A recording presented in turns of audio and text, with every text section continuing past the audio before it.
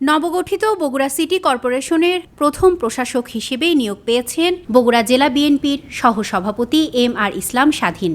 স্থানীয় সরকার, পল্লী উন্নয়ন ও সমবায় মন্ত্রণালয়ের স্থানীয় সরকার বিভাগ থেকে সোমবার জারি করা এক প্রজ্ঞাপনে এ তথ্য জানানো হয়।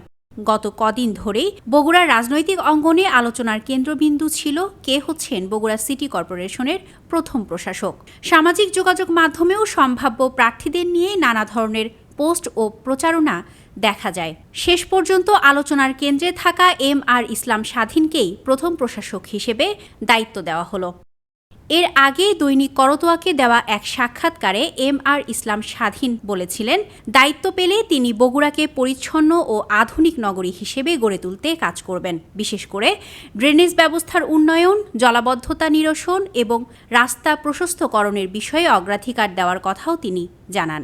আমি আত্মবাদ নিতে ইচ্ছুক এবং আমি আমার সর্বোচ্চ জনগণের চেষ্টা করবো ইনশাল্লাহ। আমি সবচেয়ে বগুড়াকে পরিচ্ছন্ন করার দিকে দিয়ে দেবো, মনোযোগ দেবো বগুড়াকে পরিচ্ছন্ন করার জন্য। দ্বিতীয়ত আপনার ড্রেনের পানি নিষ্কাশনের ব্যবস্থা করা এবং রাস্তাঘাটগুলো চওড়া করা।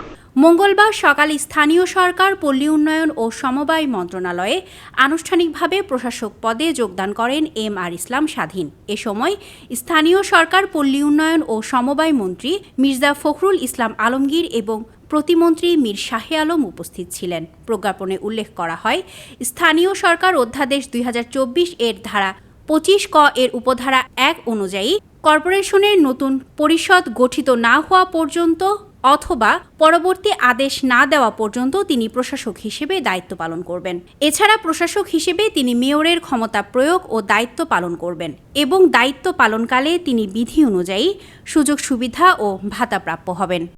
স্মৃতি সঞ্চয়িতা অর্থে দৈনিক করতোয়া।